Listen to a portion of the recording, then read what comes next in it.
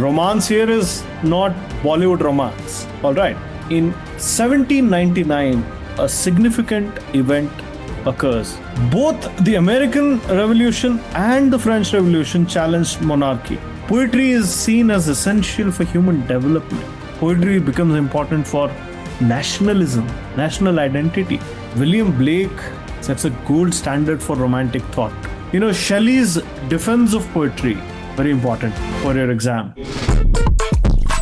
Romance here is not Bollywood romance. I'll tell you what I did to be successful, because with that experience, I know how we can make preparations for this. The next stage, of course, is my personal favorite, romantic criticism. So what is romantic criticism? What is the meaning of the word romantic? Can anyone tell me? What is the meaning of the word romantic? Romance here is not Bollywood romance. Alright. There is a very negative connotation to the word romance. Can anyone tell me what is the meaning of the word romantic? Can anyone tell me? Romanticism, or the word romantic, literally means to be imaginative. Is to be imaginative. The focus is on imagination. The Romantic Revolution, as I would like to call it, is basically a response to neoclassicism. Neoclassicism is boring. It's full of rules, regulations, meter, stylistics. So Romantic Revolution is a turning point in the history of, the British critical thought or Western critical thought in general, not just British, because the roots of Romanticism can be found in Germany, not in England. See, neoclassicism, it emphasized on order, rules, imitation, revival of the ancient ideas by ancient philosophers. It placed importance on the collectivity, society. Order was important. The individual was not important. As Ms. Bushra rightly points out, for the Romantics, the individual is important. I am important. You are important. Not the collectivity, not the society, not the order. Because it's messed up. Society is unjust. Society is not a fair place. It's not a fair space. So for the Romantics, imagination, originality, the inner life of a poet becomes important. And in order to understand the context in which the Romantic Revolution is set, in 1799, a significant event occurs. I am very sure that most of you know what happened in 1789. Can anyone tell me what happened in 1789? The French Revolution, very good. Why do you think French Revolution was more important than the American Revolution? Why do you think French Revolution was significant? Can anyone tell me? Because American Revolution happened in 1776, isn't it? The Declaration of Independence. Why do you think the French Revolution was much influential? Yes? Shall I allow you to unmute yourself? Can anyone tell me? Because of its ideals, liberty, fraternity, and equality. Did it give importance to the middle class? The bourgeoisie? French Revolution was basically against the bourgeoisie, isn't it? You can unmute yourself and try to give an answer. What is it that marks a difference between the American Revolution and the French Revolution? By the way, did you guys download Eric Hobsbawm's book? Anyone? No? Nobody got time? Yes? Ms. Anuradha has downloaded Eric Hobsbawm's book. So, what do you think? What do you think is the difference? Why is it that the French Revolution is so important and people don't really value American Revolution as they value the French Revolution? Yeah, that's fine, Ms. Anuradha. You've downloaded it. That's very important. You can always find time to read it. It's a wonderful book, The Age of Revolution. Can anyone tell me why? Sir, am I audible? Yes, Meghashri, go ahead. Sir, maybe American Revolution, it fought for independence, like freedom from colonial rules, while this French Revolution, it fought for the to end monarchy and feudal system, and its main idea was about liberty, equality, and fraternity for all the citizens. Wonderful.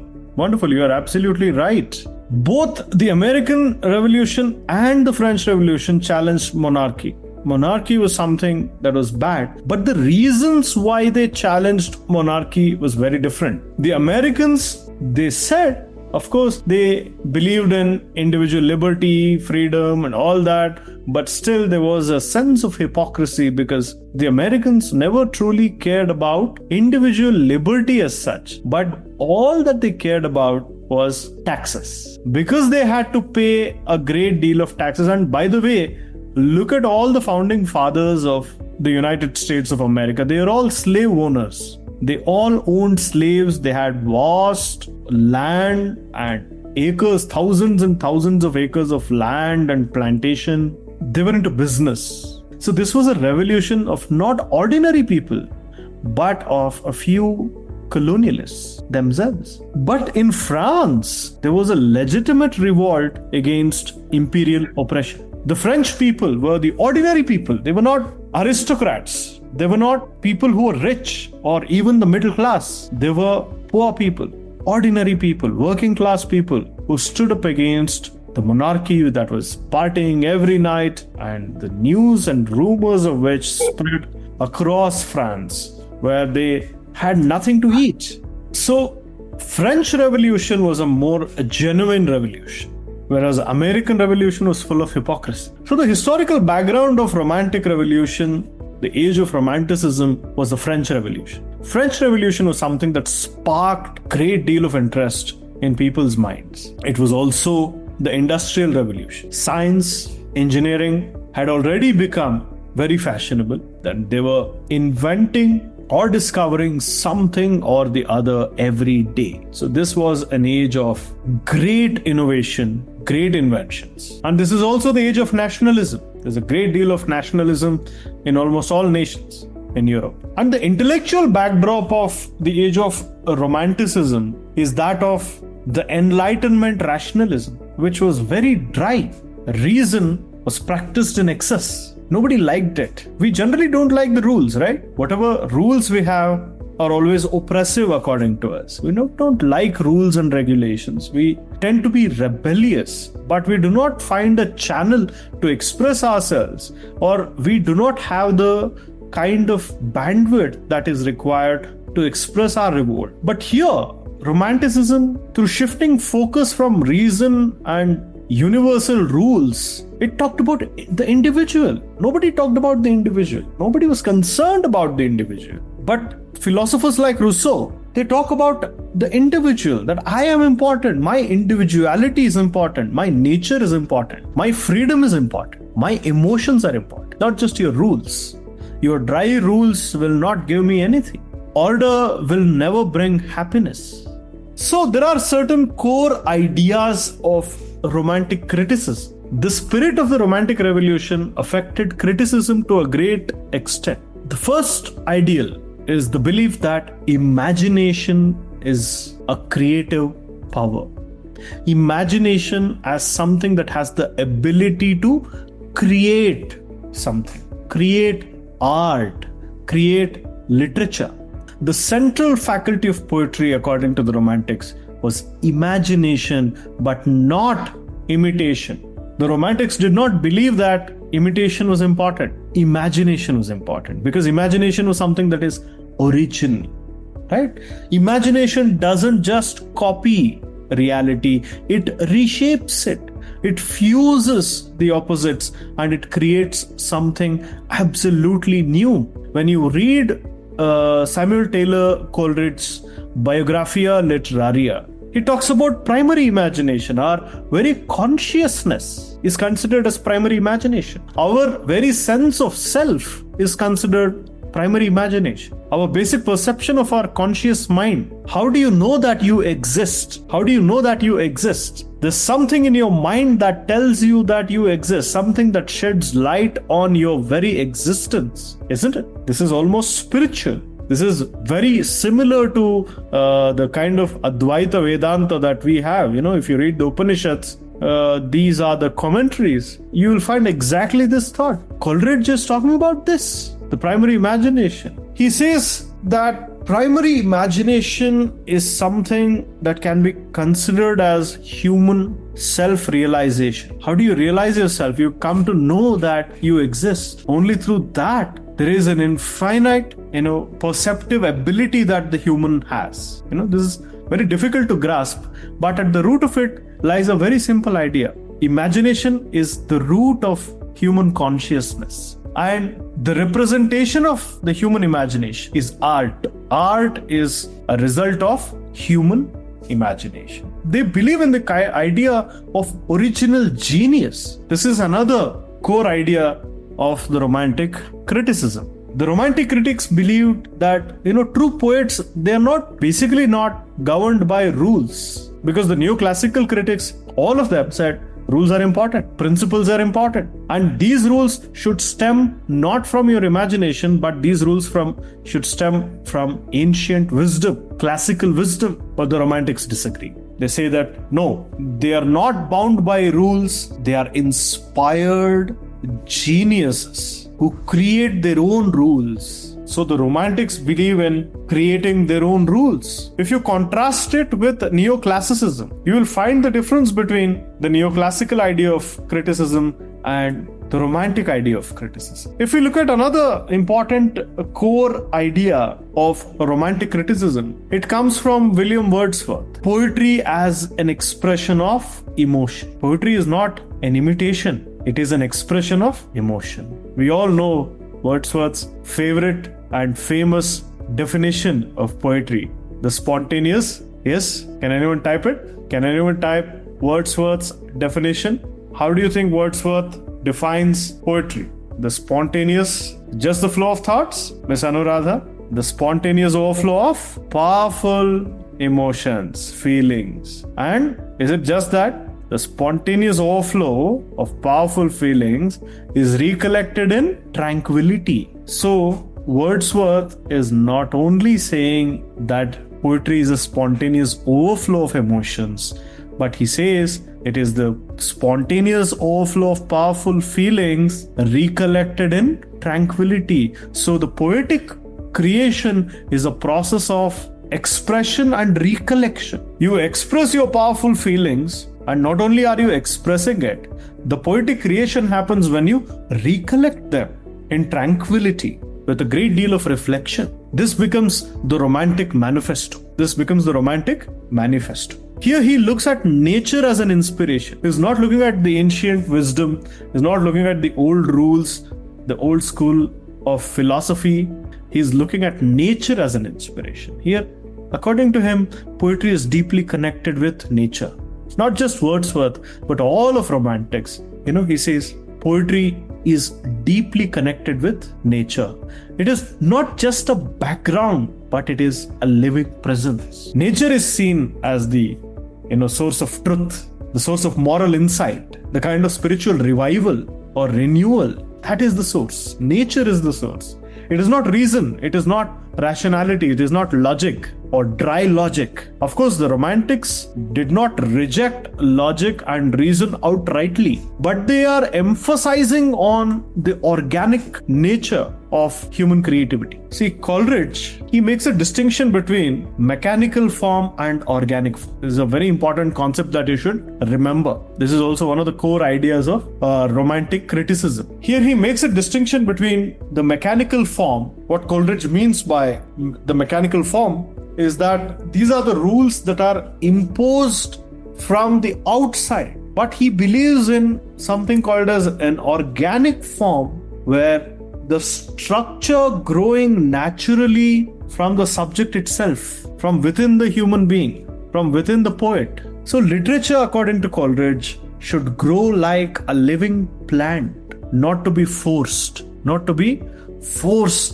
under rigid rules. Any person who doesn't like a great deal of rules and regulations would certainly like Coleridge and his thought and all the Romantics. So here, the role of a poet is not to become a mere craftsman. Because in neoclassical poetry, what are they saying? What is Pope saying? What is Dryden saying? What is Samuel Johnson saying? All the neoclassical critics, they are saying that the poet is a craftsman. A poet cannot create something out of nothing. A poet can only learn in a very disciplined way the craft of poetry through employing the different poetic devices, by looking at tradition, getting inspired by the ancient wisdom of great philosophers. The poet has to construct poetry. The poet has to craft poetry. But here, there is the absolute breaking away from the poetic tradition of the neoclassical age. Here, the poet is a prophet. The poet is a messenger, a visionary. Poetry is seen as essential for human development. Poetry becomes important for nationalism, national identity. So I hope you got an essence of what the core romantic ideals are. So who are the great figures of romanticism? You can group them under two categories: early romantics and later romantics. So who are the early romantics? This is something that we have to do for the sake of remembering people. Who are the early romantics? William Blake. What about William Blake? See, the early romantics are people like William Blake, especially in England. In Germany, there's a great poet, there's a great writer called Goethe, Goethe. He also emphasized the arts' unity with life and imagination. He wrote a novel called The Sorrows of Young Werther. He's a great German writer. He influenced a great number of people. But in England, it was William Blake. William Blake sets a gold standard for romantic thought. He's a wonderful figure. He's an early romantic poet. He's a visionary critic. And he was a contemporary of William Wordsworth and Coleridge. Generally, people talk about the lyrical ballads which was published in 1798 as the starting point of the Romantic Age, but I consider Blake's idea as something that is far more profound than William Wordsworth. That is my personal belief. It might not be true. It might not be true for you. See, Blake's ideas of poetry and criticism are very interesting. He says imagination is not just creative, imagination is divine. According to William Blake, imagination is divine. It is the voice of God in the human being. He believes imagination perceives truth that reason and science cannot. According to him, imagination is the source of truth. He says his famous line is, imagination is not a state, it is human existence itself. Such a wonderful line. And he attacked Enlightenment rationality, which according to him reduced human thought and human beings into machines.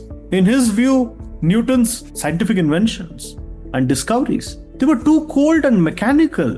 They ignored spirit and creativity. So he rejected traditional rules of poetry. He preferred symbolic language, paradox, myth making.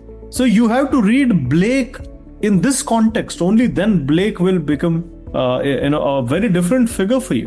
When you read William Blake, you will understand the rebellion in him. He rejected all traditional rules of poetry. He preferred symbolic language. His poetry and his art. Blake was also a painter, an artist. So his poetry, his art, they were prophetic. And he wrote illuminated books. He's famous for his songs of innocence and songs of experience. So he was not a formal critic, but you should remember William Blake for his highly imaginative turn that influenced a great deal of writers. Of course, you have William Wordsworth. I need not talk about Wordsworth a lot. You have Samuel Taylor Coleridge. And then a great deal of youngsters, the younger romantics, they come into picture. They all had very tragic ends. You have John Keats and P.B. Shelley, Lord Byron. These are the three important figures, the young three important figures who had a miserable life, but they were rebels. See, Italy was a space, especially in the 19th century, in the 18th and the 19th century, Italy was a relaxed space. England was very rigid. England was highly rich. Lord Byron was an aristocrat. He was a very rich person and he had links to the royal family as well. So he was kicked out from England. He was literally kicked out from England for his radical beliefs. He was a rebel. He was a true rebel and led a very radical life, very dangerous life as well. One of Lord Byron's girlfriends, she remarked about Lord Byron saying, Lord Byron is bad, mad and dangerous to know. Such was Lord Byron's, persona. And P.B. Shelley was Lord Byron's friend. John Keats also had to die a miserable death. P.B. Shelley also died in his early 30s. When you look at the later romantics, these are the later romantics. What are they talking about? There is a sense of disillusionment because the failure of the French Revolution, French Revolution really did not succeed. even though it was a great force for the entirety of Europe and the world, it really did not succeed. So the failure of the French Revolution, the rise of industrial capitalism, really made the later Romantics more introspective and skeptical. And they were more focused into individual genius for producing art for art's sake. And they were highly skeptical of reason and rationality. They talk about negative capability. John Keats, for example, he says, poet must embrace uncertainty and mystery without rushing to conclusion, like the neoclassicals did. Neoclassicals could deduce anything through logic, but Keats has a different opinion here. Shelley's defense of poetry, very important for your exam. He says, poets are the unacknowledged legislators of the world. Look at the kind of romantic, ambitious language that is employed here. There is myth, there is beauty, there's aesthetic emphasis, there's a solitary genius. Especially Wordsworth is known for the solitary genius. So the early Romantics, they broke away from neoclassicism, but the later Romantics, they developed a mature philosophy for themselves. For them, imagination, emotion, nature, beauty, art, myth, symbolism, all these things became very important. Here the language is not pompous, especially for poets like Wordsworth. The life of a common person became important. The language of that common person, the common life and common language, they were key. But the focus on transcendence, visionary art, originality, organic sensibility, negative capability, and a sense of optimism in the beginning during the revolution and pessimism and skepticism after its failure, mark this particular age. I will send a wonderful documentary. If you go to YouTube and type Then and Now, there's a wonderful channel called Then and Now by one of my favorite YouTubers, Leavis Waller. The channel's name is Then and Now. You can watch these wonderful documentaries and you get a sense of what modernity is. It is the Romantic Revolution that lays the foundation of true modernity that we see in the late 19th or the early 20th century. So with this, let us end the session. Any doubts, any queries, any comments? Sir, I have a doubt. Yes, please. Sir, can Dryden's Macflecknoe can be considered as a work of criticism? Like in that he criticizes or he mocks Shadwell. Yes. Anything that is judgmental of even a philosophical idea is considered a piece of criticism. Even we can consider modest proposal also, right, sir? Yeah. Jonathan Swift's. When we talk about post-structuralism, you will not even have, a distinction between what is fiction and non-fiction. All right. Anything that is considering an idea or a school of thought in a critical way is a piece of criticism.